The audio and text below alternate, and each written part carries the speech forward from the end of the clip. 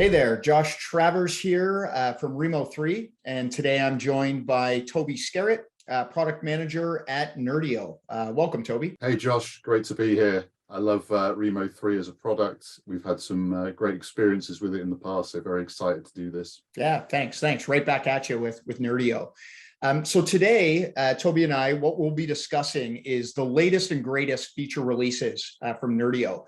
And I'm personally super excited and have a vested interest in this because Nerdio, through our joint solution offering, Nerdio and Rimo3 have a lot of common customers. So I always love when Nerdio comes out with these feature releases because ultimately it's just maturing the AVD environments that we're both working in. So pretty excited about that. And for those of you that are watching that are not familiar with Nerdio, Nerdio helps organizations deploy and manage AVD and Windows 365 environments. And I think the main value prop, or what sticks out to me talking with these customers, is that not only through the automation and orchestration in terms of helping them, but it's drastically reducing time, and that ultimately equals cost. I think, my favorite quote from one of our joint customers was, Nerdio, it's the real deal. They told us it would pay for itself in 2 months, and it did.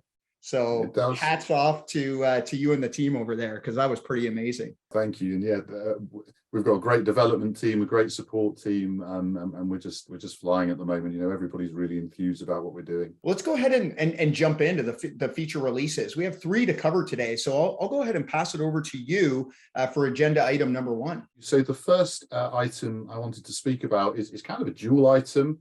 So we introduced in our 4.2 release the concept of personal host pool auto grow, whereby you could essentially set a buffer of machines within your environment. And these would be unassigned machines available for new users to connect to. And as and when a new user joins the organization or is assigned to this environment, that machine would just get picked up and used by that user, and the environment would automatically grow based on the amount that we'd set as the buffer. Really nice feature, and I think simplifies administration of an AVD environment. So as a complementary feature to that, in our most recent release, in our 4.3 release, in fact, so our previous release, we included auto shrink functionality. So as I say, this kind of complements the auto grow feature in that we could be in a position where, we're in a large organization, thousands of users, and a certain percentage of those users might leave the organization on a regular basis. And if there's no process in place for IT to be informed of that, which quite often there isn't, we could be left with these zombie machines, costing the organization money, but really doing nothing.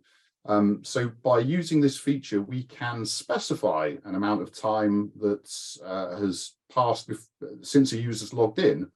And if we hit that trigger, we can arrange for that machine to be automatically deallocated and removed to shrink that environment back down to a cost-effective state that meets our user requirements.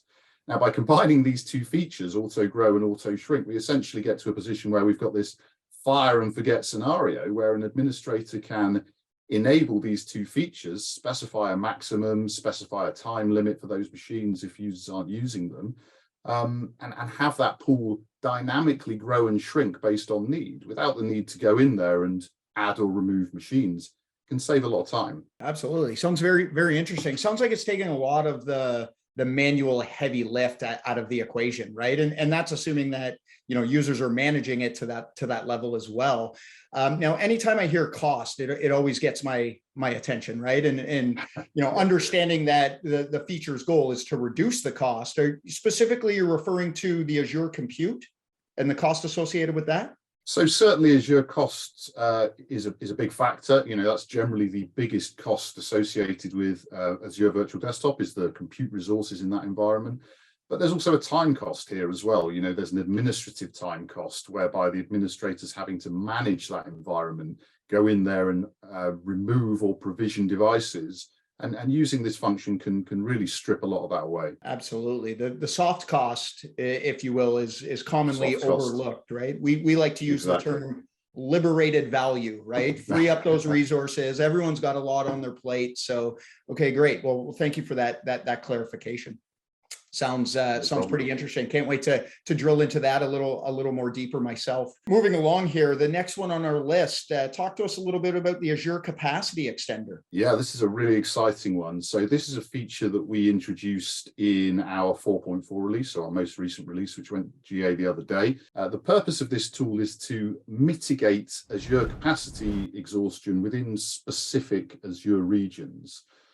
This allows administrators to specify an alternate VM size in the event that automated scale out or start activities aren't able to complete because of this resource exhaustion. A really nice feature, and essentially adding some intelligence to that process of starting and creating machines. It sounds like, outside of Nerdio's capabilities, it sounds like just by nature, this is one of the more complex actions, if you will, within the environment. So how or is it possible to measure the complexity and effort of managing capacity to this level, not leveraging the Nerdio feature set? We're all about automation, and this is an automation issue, really. So we're expecting these machines to start and be created automatically.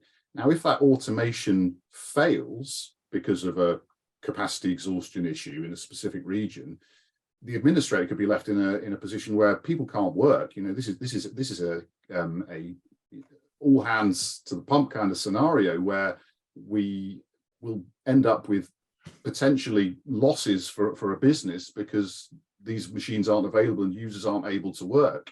So in terms of mitigation, yes, it's certainly possible that an administrator could come in and make some changes manually to enable these machines to start using a different type of VM.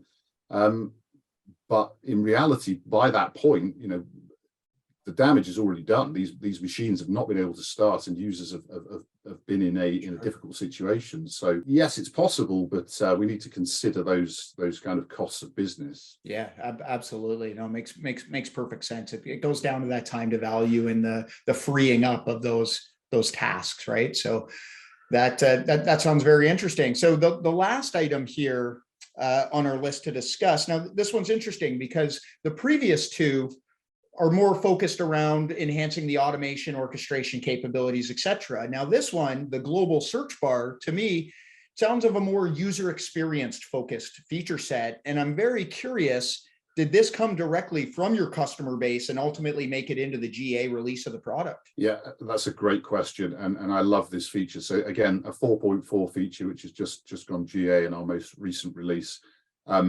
The global search bar allows users to search for any type of resource from any of the pages within our consoles, really simplifying the process of finding resources in what's becoming a more complicated product. So we're really happy with this. And yes, it's even more happy because this is a user-sourced feature. So this came directly from our most recent customer advisory board. This was our most requested feature at our recent customer advisory board.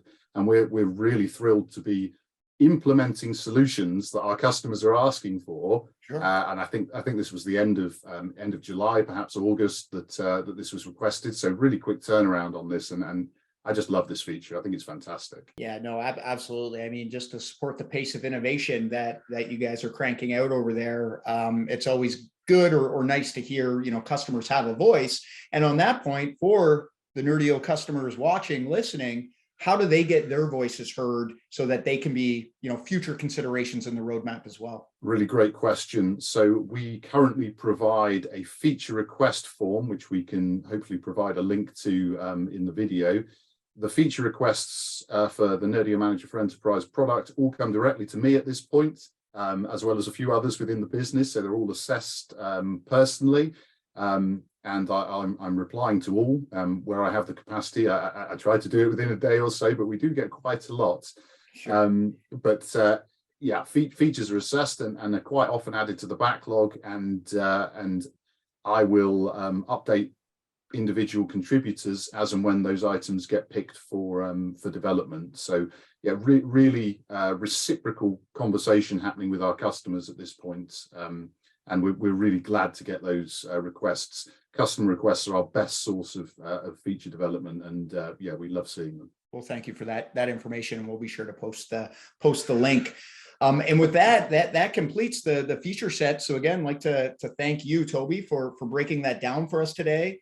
Also thank Nerdio for, the game-changing solution in the market that a lot of us live in every day. So again, thanks again. Thanks to all at Rimo3 as well. Really appreciate this conversation. It's been fun.